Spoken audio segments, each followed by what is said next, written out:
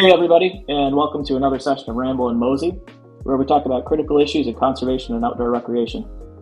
Celebrating the people and the places that make Michigan special, we hope you're as inspired by these sessions as we are. Hanging out on the pod today with me, Jonathan Giros, is Alyssa Walters from Heart of the Lakes and Megan Motil from Parallel Solutions. Today we're excited to spend some time with our friends from the Detroit Parks Coalition. Executive Director Sigal Hemy has worked in the nonprofit and philanthropic sector for almost 15 years now. Our work focuses on improving quality of life and has spanned grant-making, facilitation, and organizational development. Alex J. Allen III is the board president of the Detroit Parks Coalition and the president and CEO of the Chandler Park Conservancy. Alex has been working to develop exceptional educational, recreational, and conservation opportunities at Chandler Park for people of all ages. And the vision, really, which is super cool, is the idea of a revitalized park, which, for those that aren't familiar but you'll learn more about, is a 200-acre plus park owned by the city of Detroit and facilitated by the Chandler Park Conservancy. We've had a chance to start working together quite a bit over the last few years, which has just been a real pleasure for me, and I know everyone has that same experience. For those that don't know you, maybe introduce yourselves a little bit deeper and some of the work that you're doing, both with DPC, Detroit Park Coalition, and also the Chandler Park Conservancy. Hi, everyone. My name is Sigal Hemy. Like Jonathan said, I come to this work twofold. First of all, as a former grant maker, I spent about 5 years as a program officer at the Herb Family Foundation, which is a Detroit-based foundation focused on sustainability, arts, and the environment, and then worked as the executive director of the Jewish Women's Foundation of Metro Detroit. But secondly, as a park steward, I was on the board of People for Palmer Park for about 4 years, which is an all-volunteer organization working on making Palmer Park, which is kind of in the northwest corner of Detroit, best that it can be. And I'm Alex Allen, President and CEO of the Chandler Park Conservancy, and I come from this work from ooh, a long history of community development work, working with nonprofits, working with government entities. I'm really by trade an administrator. I just like to work with people to use resources to get things done. I love our city, and that's kind of what drives me to do the work that we do here, not just in Chandler Park, but all the parks across the city. Alex, I love that phrase you just used, the get things done. I mean, I think if anything, it's been the hallmark of DPC and all the work of all the park conservancies to date is that just that get things done. Tell us, what are some of the things that you're working on right now? What are the things you're most excited about with DPC that maybe are coming up or folks don't know about quite yet? Well, we have DPC, over the last few years, we've been able to secure some funding opportunities, not just for our parks, but for a lot of parks across the city. So we have some partnerships with like the Pistons, Detroit Pistons, Kresge.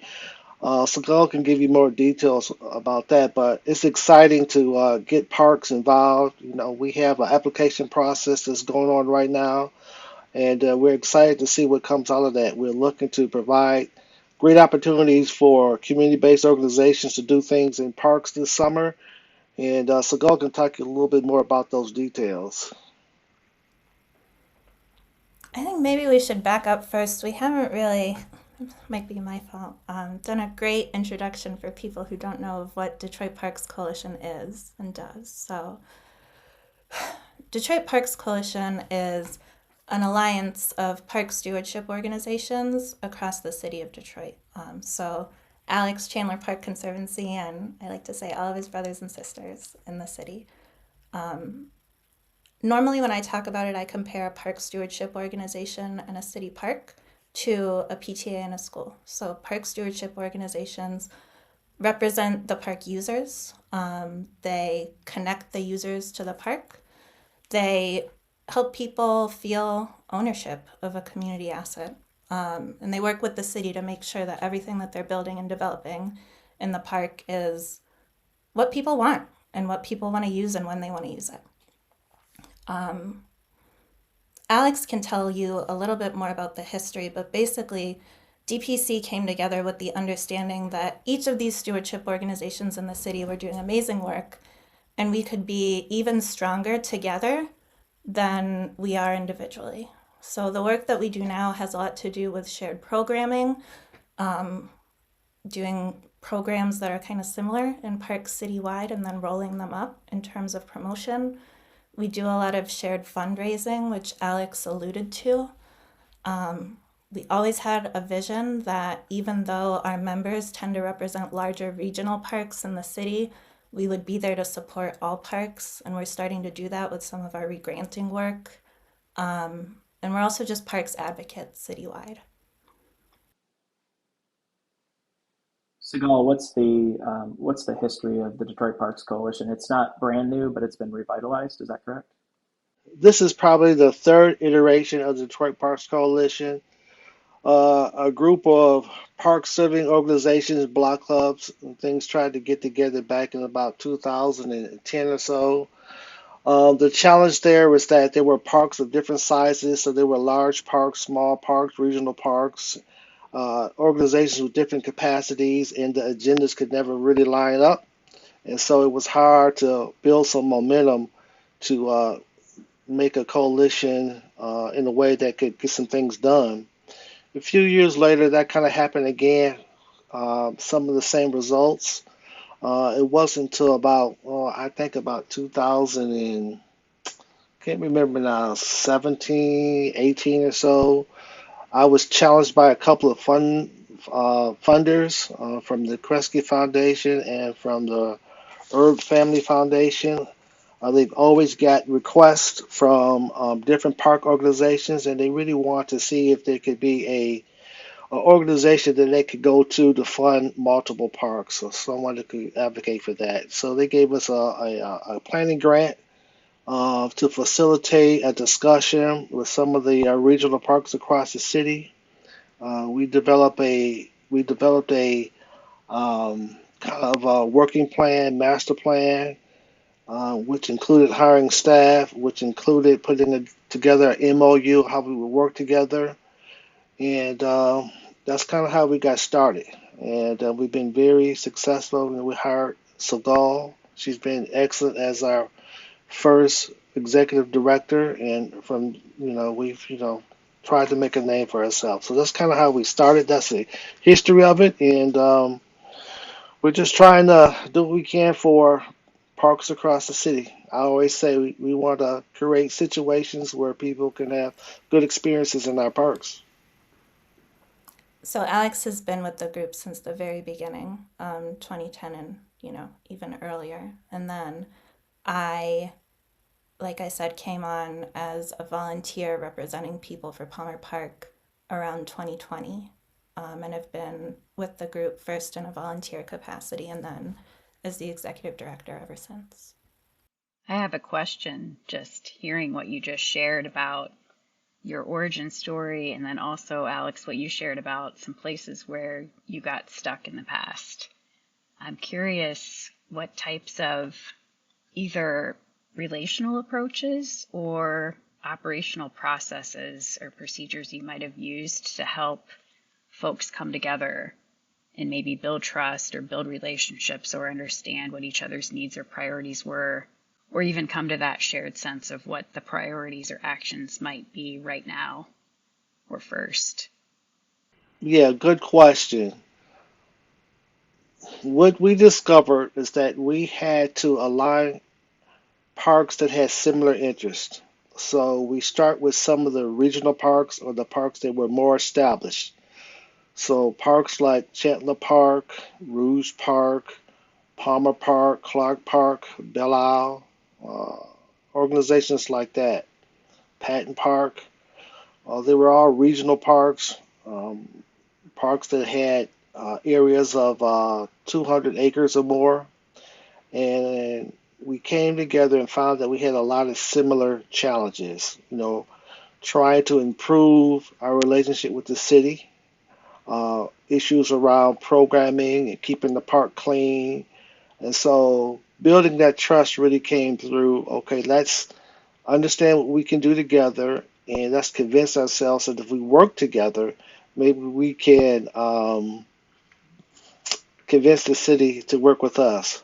we could say, I don't want to call him our enemy, but what was that saying? The enemy of my enemy is my friend, or something like that.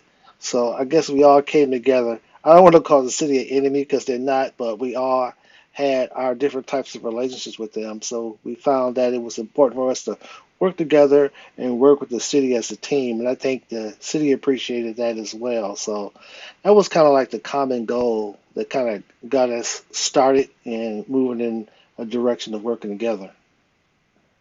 What kind of, this might be too detailed of a question, but what kind of governing model do you use as a coalition? How are you organized as members, and how do you make decisions as a group?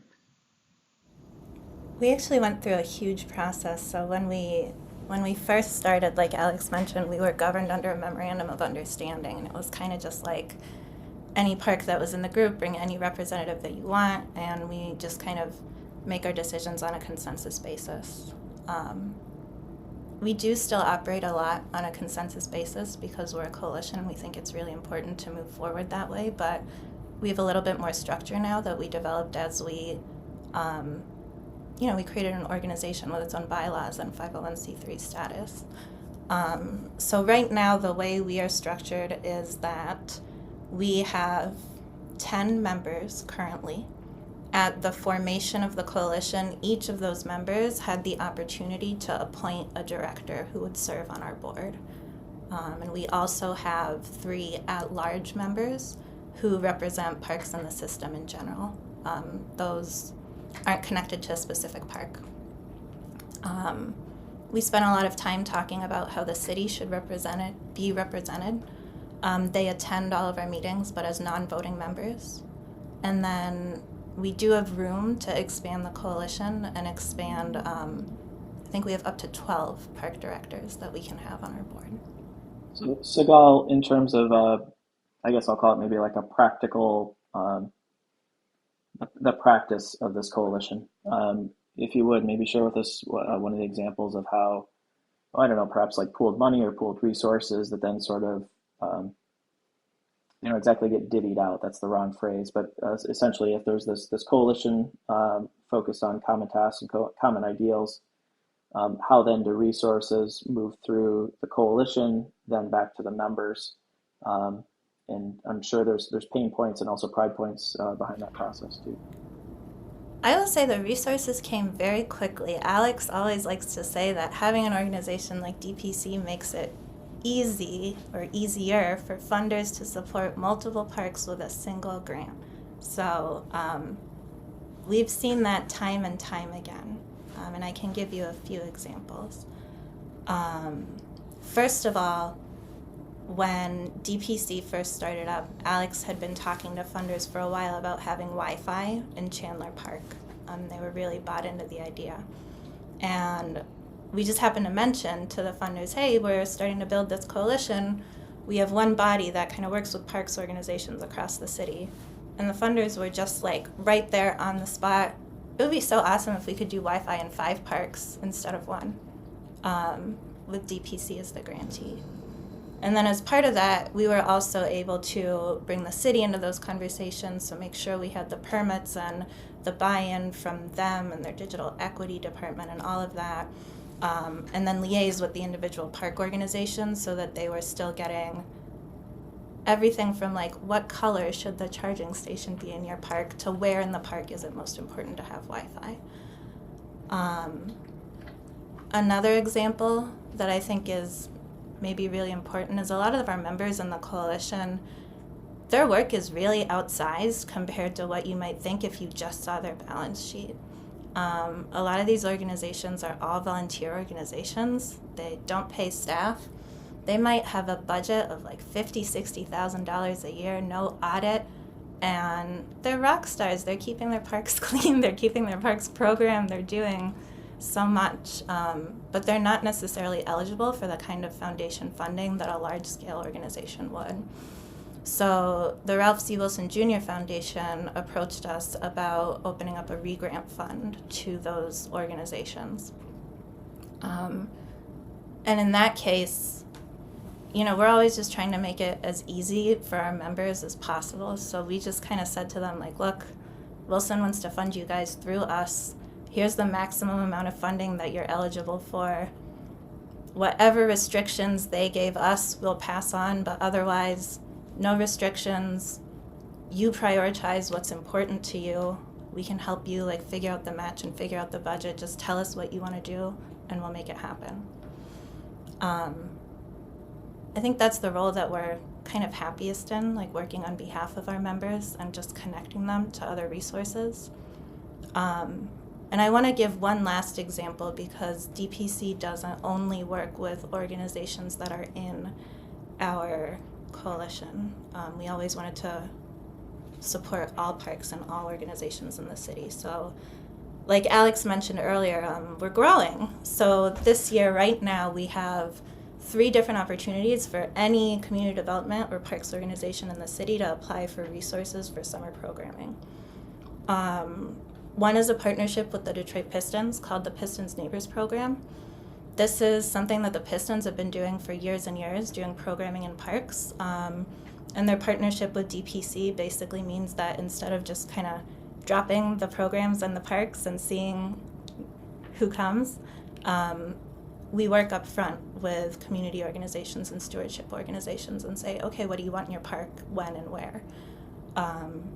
We did that for the first time last year and we tripled attendance just because we were following demand instead of trying to make things happen. Last year that program was in 11 parks citywide, and right now the application is open too. And then kind of growing that, the Kresge Foundation is providing more of these re-grants for summer parks programming. So again, we actually have it on the same application form as the Neighbors program. Just tell us, what you're hoping to do in your park over the summer, what's your budget, and then as many as those re-grants that we can make, we will. And the last thing is a partnership that we built this year with the Detroit Public Library System. So next year is their millage, and they really want to get out there in touch with Detroiters. So it kind of benefits them to do as many events in the public as they can, and what better way to do that than get out in the parks? So on the application form, it's like, hey, do you want the library to come do a storytelling event in your park? Just tell us the date and time. And what we do is aggregate all of those, send them to the library so that they have them all in one list, and then they just go down the list and do the programs. So a lot of the work that we do is just connecting people to resources that are already out there and making it easier for the park organizations to get to it, but also easier for the funders to get the resources out. I love the intentionality, right? I mean, it's this idea of parks aren't separate from daily life. Parks are part of your daily life, and parks aren't a place that you go to. They're part of the things that you do. I mean, I think that's a really strong thread amongst all the programs you just described. Is the way people use a park is very different than it was 10 years ago, 50 years ago, 100 years ago, when many of them were sort of thought about and constructed. And so being able to tie in both daily activities, but also just bigger picture quality of life concepts into how our parks fit in. I think that's spot on, and I love that intentionality. I think one of the things that really strikes me about the approach you all have taken is you've taken ownership of these places and you're collaboratively governing them, even though government owns the property. And I'm curious what kind of advice you might give entities around the state who are either focused on a specific place or park, or who are trying to work together in a network, who are working with a government entity. You mentioned the MOU, but I'm curious if there are other approaches or tools or just recommendations you might have for folks working in that way with a unit of government. Well, good question. It's been my experience that these partnerships are really built on relationships. It comes down to people, understanding people, and getting to know people. So I'll use Chandler Park Conservancy as an example. In the beginning, I spent a lot of time getting to know the people who work in the General Service Department for the city of Detroit. Those are the folks who oversee the park planning, the park maintenance, and not just the manager or the supervisor or the director, but the people on the ground who do the work. So I know the people who cut the grass. I know the people who pick up the trash, as well as their bosses and their bosses' bosses, and building a relationship with them and letting them know what our vision is for the park, making them feel comfortable that we're not adversarial, we're an ally. We're here to help them to do whatever they want to do in the park. We understand the park is owned by the city.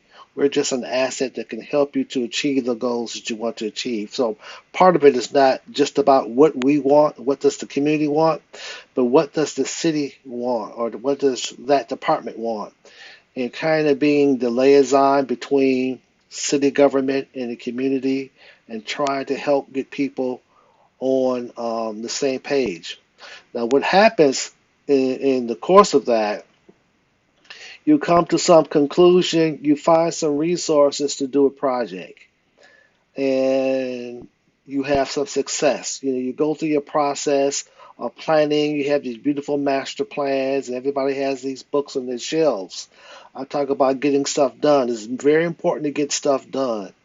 And so when people see a plan come to life, they get excited about that and they're willing to say, wow, this is so much fun. We did it. And so they're ready to do the next project. So you want to build that momentum. One of the secrets to our success has been building that momentum. Whenever we have a project going, I always have something in the hopper ready to go all the time. I always have a project. No fund. If a funder wants to fund something, I have several things ready to go at all times, and we want to always keep that momentum. And as the city, and another thing too, you have to uh, not have an ego. It doesn't matter who gets the credit. What matter what matters is that the community gets this asset that they can use to have a good experience, to create good experiences for their families in the park. If you get caught up in egos and all this other kind of stuff, who's going to write the grant, who's going to be in charge, and all this kind of stuff, you'll stifle your progress. So that's just some of the things that we have done and built to build a relationship to get things done in our park. I have a question for you both. Um, so the Detroit Parks Network is huge, right? I think I heard or read that there's about 300 parks in Detroit. Where would you say is the bulk of usership within the city? And also, as the coalition, um, how do you get community input and involvement in parks from different neighborhoods? Well, the bulk of usership, that's a good question because all parks are not the same. If we talk about the Riverfront Conservancy, the Riverfront is a Riverfront Linear Park. They get a lot of people from out of town as well as local folks there. You have Belle Isle Park that they get thousands, millions of people who visit Belle Isle. Then you have your neighborhood parks. So it's kind of hard to say who gets the bulk of visitors in the park. And then you have parks down in Midtown and Campus Marsh. And so there's a lot of different parks doing a lot of different things there. So it's kind of hard to answer the question of who gets the bulk of parks there. Every park has its own little niche, I think, what they do well. For example, Chandler Park is kind of an activities park. We have a lot of different things that people can do, skateboarding and basketball and golf and things like that. Where maybe Rouge Park is more of a nature park. If you want to go out on a trail, on a hike, or something like that, that's a good place to go for those types of activities there. I don't know if you want to add to that, Sigal, or not. I think that's great. And then the other half of your question about, how we get input, I would just kind of clarify we're not a coalition of parks, we're a coalition of stewardship organizations. And those organizations are all community based. They are, like, for example, Alex's organization, Chandler Park Conservancy. In their bylaws, it says that a quarter of their board has to come from the neighborhood surrounding Chandler Park. So we kind of trust that our member organizations, the stewardship organizations, are the community voice and are the community representative. And then they come together and we just kind of solve our problems together. But I don't think that we would kind of presume governance or know-how or anything about a park that wasn't connected. We really rely on like the voice of the park users. But just to follow up on that, we do take a very strong community-based approach to input in our park.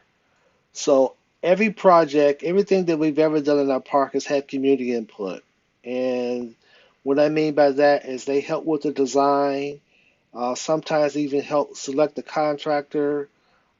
They give us feedback on amenities in the park, if we need to make changes. So we have quarterly meetings with the residents, and we go over a lot of things that are going on in the park. And then we have specialty meetings where we'll have a planning team. So, for example, we have a grant now to do a study, to do a plan for. We're trying to create this outdoor entertainment space. And so we have a team of 20 residents who have signed up to be a part of that planning team. And so that means they will be at the beginning we've already done a survey, so they'll take that survey from residents and analyze that and start to develop the components that can go into this outdoor venue. So they'll be educating the architect on what it is that they want, and they'll go back and forth, have charrettes and things like that. But it'll be really a community-driven process at the end of the day. All the members of the coalition and anyone who's applying for funding from DPC or anything has that kind of community serving opinion. So we don't work in a park without a stewardship organization or a block club even, or someone who represents the users. I think some of that's evident too. So, for those that aren't familiar, one of the programs that DPC also runs is an annual park summit, and attendance essentially sort of keeps doubling. So kudos on the success of those gatherings. I can't wait to see, it just keeps growing, and it's amazing to see those block clubs and those neighborhood coalitions and the park conservancies and the park networks really show up strong, and share their voice about what they want to see, not just in their city as a whole, but in their part of the community. It's really a bunch of puzzle pieces that makes up the city, and it's really cool to see that. With that also kind of comes to mind, one of the things that was shared earlier this year was kind of an overview of the visitorship of Detroit parks. And there's a really cool tool, I don't want to steal it away from you, but there's a really cool tool you guys used called Placer. And so I'm wondering if maybe you can share with us a little bit about how you use that tool, and then what it told you. Like, where does that tool come from and what did it ultimately tell you? We're going to see how much of this I can do off the top of my head, Jonathan. So Placer it's like an algorithmic tool that basically puts geofencing around a specific property and can count based on cell phone data, the cell phone usage in the area, and then extrapolate that number. They have some proprietary algorithm that extrapolates based on the cell phone usage what the attendance is in that area, that geocached area. They can also connect it to a lot of demographic information, so census data, Experian data, things that will tell you about age, socioeconomic status, race, you name it. It's typically a tool that marketers and like retail chains use, and using it in public space is kind of a new-ish thing. We got a subscription to this as part of our Wi-Fi in the Parks grant to evaluate how many people were in the parks versus who are using the Wi-Fi and what's the usership. But, once we had it, of course, we put the GPS files for every park in the city in there to see what we would get. And then you just kind of run reports like, what's the attendance for this aggregate chain over a year, or at what time of day is park usage the highest? It can give you these little bar charts. So I think in 2022, which was the last time we ran the report, we ran an attendance report for just the 10 organizations in the coalition and saw that the visitorship for parks in Detroit, we had just over 2 million unique visitors, and they visited those 10 parks citywide over 4 million times. And one of the features of places, it shows you a catchment area of where those people come from. And it really showed that our regional parks are regional. So in aggregate, this catchment map was all of Metro Detroit into Macomb, into Pontiac, into West Bloomfield, Ann Arbor, sometimes the west side of the state. And then if you drill down one-on-one, you could kind of see, like Alex said, each of the park has their own community. So Chandler Park is capturing people on the east side all the way into the Grosse Pointes, all the way into Lake St. Clair. Rouge Park, Northwest Detroit, Livonia, that whole Novi kind of area. And I think everyone on this call knows Belle Isle was the number two most trafficked state park in the country, second only to Niagara Falls. So they're obviously getting people from all over the place, in addition to all the native Detroiters. So, we use that data as an advocacy piece because that's a huge number, 2 million individual people a year. But then we can also be kind of fine-grained, like, when should we do a program in the park? Last year, Alex will tell you, we did some programming in Chandler Park starting Saturday morning, way too early. Nobody was there. So being able to have that data to compare and say, when are the high usage areas and should drop-in programming be around there? Something we try to do. I think that placer system is just the tip of the iceberg. We probably need a part-time researcher just to dig into all the data behind that, because I think that that data will show that there's some economic implications there. People come to the park. For example, what I want to know is when people come to the park, before they come to the park, and when they leave the park, do they go to our local party store? Are they going to the Captain Jay's chicken place across the street from the park? Are they going to the different restaurants? Are people going to get ice maybe because they forgot ice, so they go to the local grocery store or party store and come back to the park? So, what has been the economic driver for our parks? When we have big events, I know for a fact, but it'd be great to have data that when we have a big event and we'll have 1,000 people in the park, those folks gotta, when they're doing something before they come and when they leave the park. They're getting supplies or food or buying pop or something. And so I like to understand what is the economic driver of some of our parks. So that would be interesting to know as well. One thing I'm curious about is the different perspectives folks who were involved in any kind of park system have. So I guess this is a question for Sigal as a former grant maker and now as an executive director of Detroit Parks Conservancy, her coalition. What new perspectives do you have on the needs of Detroit parks, these stewardship entities, and maybe what do you understand differently or have a new perspective about related to needs or opportunities or challenges related to roles you've had in the past? That's a great question. Let's see. First of all, I think as grant makers, we talk all the time about the importance of operating support. But the actual practicalities of how to put that into practice, I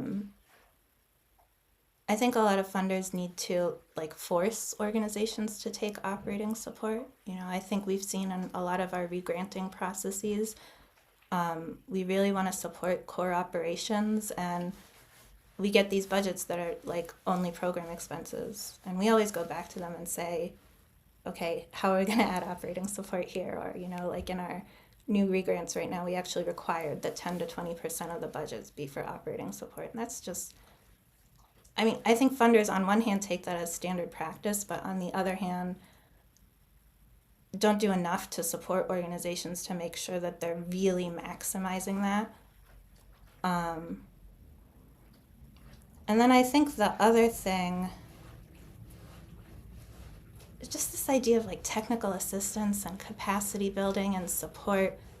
I think when you are like out in a park, when you're not just, you're like running an organization, you are like in the park every day, you're like talking to people, you're doing all this stuff. And sometimes the resources that, we're connected to are like done with the best of intentions, but it's not always easy to have those resources land in a way that's kind of like relevant and meaningful to an organization.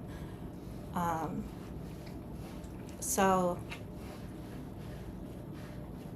just thinking about, I think if there is a connection to be made, just always thinking about why and always thinking about being respectful of people's time. Well, why don't we, maybe as a way to kind of wrap up today's conversation, why don't we shift from the intellectual and the conceptual kind of back to the practical? And Alex, I'm going to put you on the spot.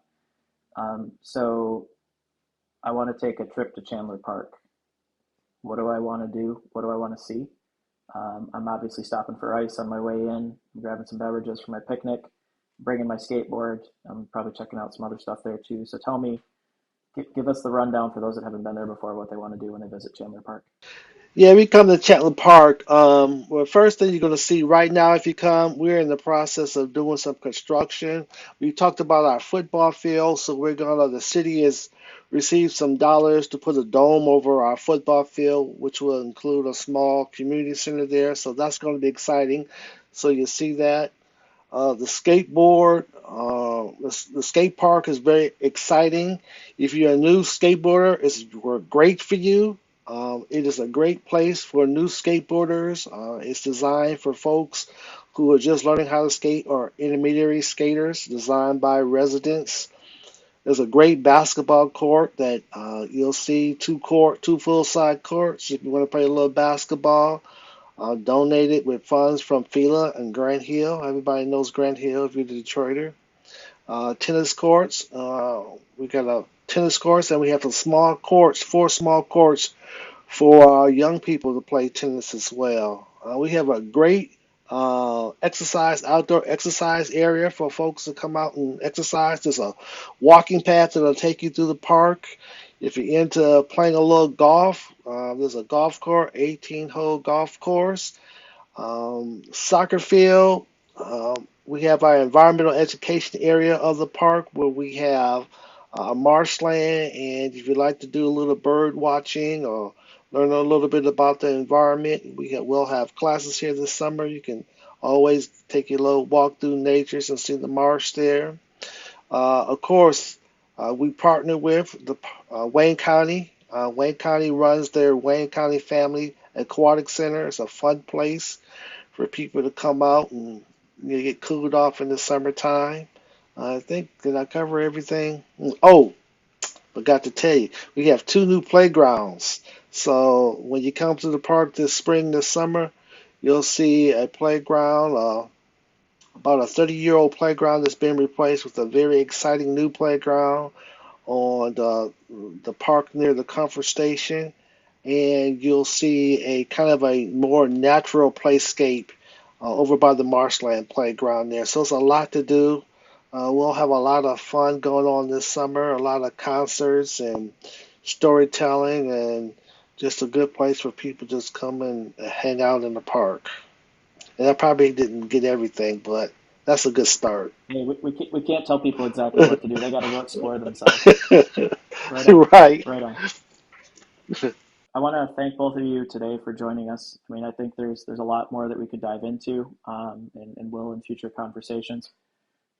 Appreciate your time, and again, want to encourage people to not only get engaged with their local park, but spend some time visiting members of the Detroit Parks Coalition's parks, as well as the other parks in the city of Detroit.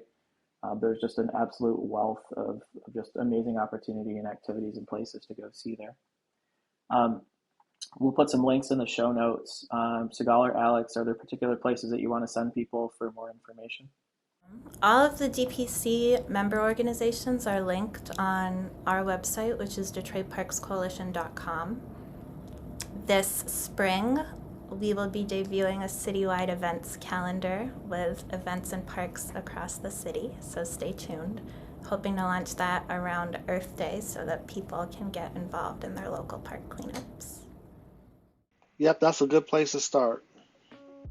Well, whether you checked in today during your commute, you were working out, or just escaping reality, thanks so much for learning and reflecting with us. This session itself, really, and all of our sessions wouldn't be possible without the dedication of people and organizations working in their local communities. I mean, so Sigal and Alex, you guys, you're the it. Like Alex said before, it's where the stuff gets done. Production is provided to us by Sawyer Harris at Anemoya Studios, and thought leadership is always provided by Parallel Solutions. These conversations are brought to you by Heart of the Lakes with support from the C.S. Mott Foundation and the Conservation Fund. Thanks again for hanging out with us today, and we'll catch you all next time.